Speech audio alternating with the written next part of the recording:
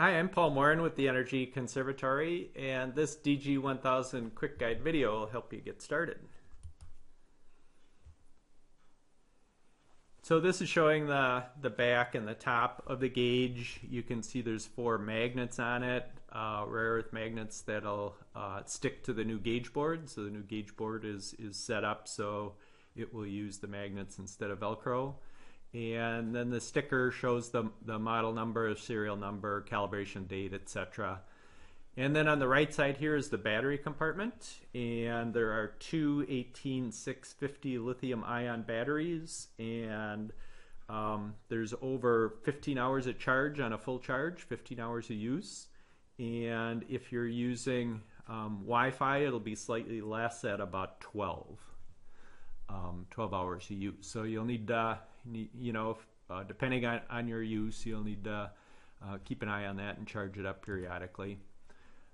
Starting from the left going to the right, across the top, we've got the fan control jack, so the fan control cable will plug into there and then into your speed controller, so you can use the slide bar. And there's a fast charging indicator light and a fast charging port, and comes with the cable to charge it up, and an Ethernet port, USB, and a micro USB port, and that's also a charging port, so if that's plugged into your computer, it will do a slow charge, and there's an indicating light when that's charging. And then there's a power button that's recessed, and that will it's recessed so it won't start up on its own accidentally when it gets bumped, and you'll need to hold that down until the power indicator light comes on. So that tells you it's starting up, it's booting up. And that when you launch it, you'll come to the gauge screen, and the gauge screen has several apps. The gauge app that'll bring you to the gauge screen, updates, settings, the power on-off button, or you can hold down the on-off button itself too, or you can use this screen to power it off. And then the tubing assistant. So we'll take a look at the settings app first, and that's got network configuration, screen brightness, and the auto time. So those things are adjustable, and then the gauge information. And I'm going to click on the network configuration one, the top one. It gives us a choice of turning it off if we're not connected to anything, or if we're using an Ethernet cable, we'll choose that one. The one chosen right now is Wi-Fi Create Network, which is the one you'll typically use. I think you'll use the most often, and that's broadcasting a Wi-Fi signal. And the signal it's broadcasting is DG1000 plus your serial number. And so that's what you'll see on your phone or your computer. So it's a direct connection. You're not going through a router. You're not going through. You don't need the internet. It's just a direct connection between your gauge and your phone or your computer.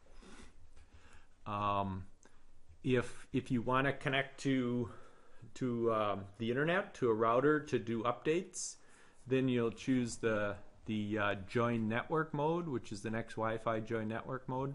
You'll choose that one, and then that'll let you view all of the available Wi-Fi networks and connect to one and enter a password like you would connecting with anything else. And then the last one is the USB port. So you'll need to choose which one you're using. You can't use more than one at a time, so you'll have to make a choice with that.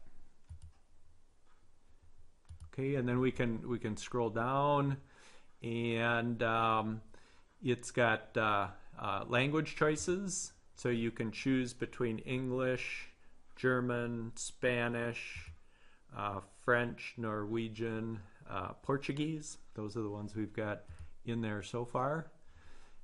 The next one down the line is the startup app. So you can choose. It takes about 30 seconds to boot up. It's like if you booted your phone all the way down and then started it up. It's got an onboard computer, so it takes a little while to boot up. And by having it come right into the screen that you want to use, it'll save a little bit of time. So you have a choice between starting up in the home screen, or it could start up right in the Gauge app if that's how you usually do it. Or if you like using the tubing assistant, it can boot up to that screen. So it gives you some choices there. All right, so we'll launch the Gauge app and we'll see what our options are on that screen, what that screen looks like. So starting across the top, we've got our serial number, our home screen icon that'll bring us back to that screen, our settings screen, and we'll go over that in some more detail. This is the Gauge settings, not the universal settings. It shows you what network configuration you're connected to. If you have it off, you'll see a 0 with an X through it, and etc. So you'll see if you're connected with a cable or Wi-Fi network. So the network settings, and then the battery level is shown there. And if you hover over there, it'll tell you the percent of battery. So that's a nice feature. And then the speaker, if you tell it to cruise 50 and it's cranked all the way up and can't get up to 50, it'll beep. And it also beeps when it'll make a sound when it first starts up. So there are a few different instances where the speaker will be used. And then it's got the cruise target here. And in the near future, besides having Wi-Fi, we'll also have the Bluetooth connection. That'll be coming soon.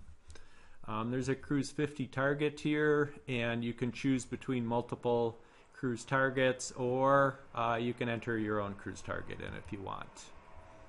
And then device configuration, flow device, and mode. So those of you use the 700, you're used to the mode button, the device button, configuration button. That's what these things are. And then baseline, we're gonna take you through an example on setting a baseline and running a test. So setting the baseline is at that point. And then you have a number of options for fan control. You can use the speed controller and turn it up that way. You can click and drag on the slider bar here and control it that way.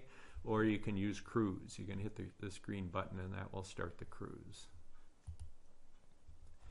And then time averaging is like we had on the 700, where your options are 1 second, and then 5 and 10 seconds it'll flash with a new number every 5 or 10 seconds, and then long-term average is the final one. All right, so we're going to use our DG1000 Connect software to demonstrate a blower door test.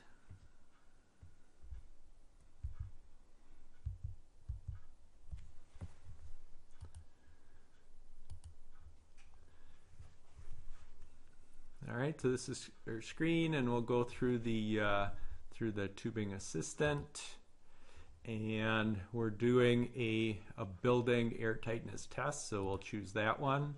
We're doing a depressurization test, so we'll choose that.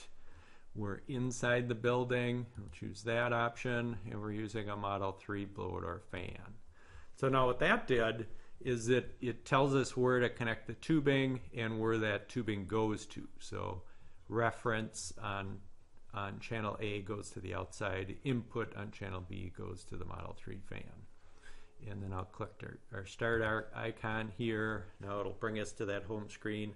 Now what it's done is it's, besides telling us where the tubing connections go, it knows we're doing a blower door test, so it set it to pressure flow at 50, it's set the cruise at 50, and it's set our mode for us.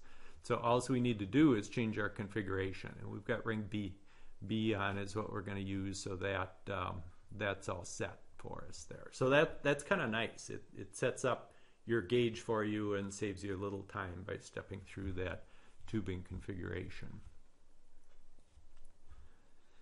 All right, so now we're going to set baseline. We can see it's a pretty calm day. I'm going to click on set baseline. So now it's displaying a moving average here, and it's counting up in seconds. So we can see we've got a pretty calm day. It's not fluctuating very much. So we're going to hit enter. Okay, now we're ready to do our test. I'll uncap it.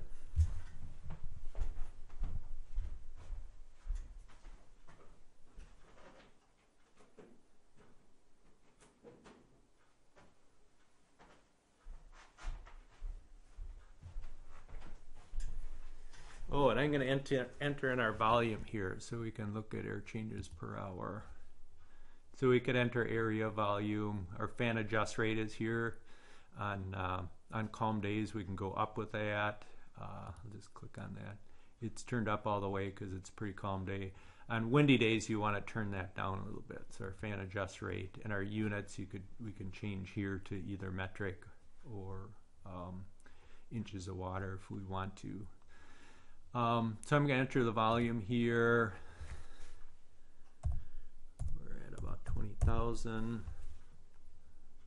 Click OK. And we'll go back, and we've got ring B on. We've already done our baseline. We're ready to go. So I'm going to hit cruise. Oops, I gotta turn the speed controller on.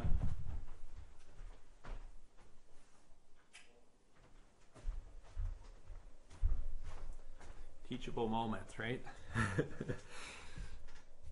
All right, now we'll hit the cruise.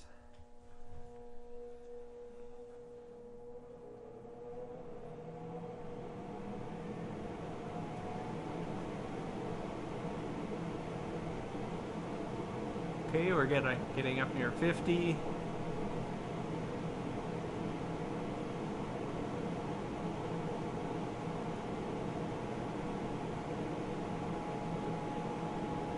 Okay, and I'm going to hit a long-term average here.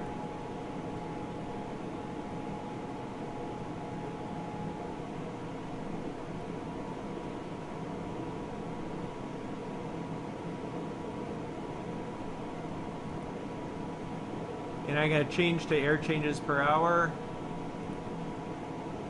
And go back, so it looks like we're doing pretty good. And then I'm going to hit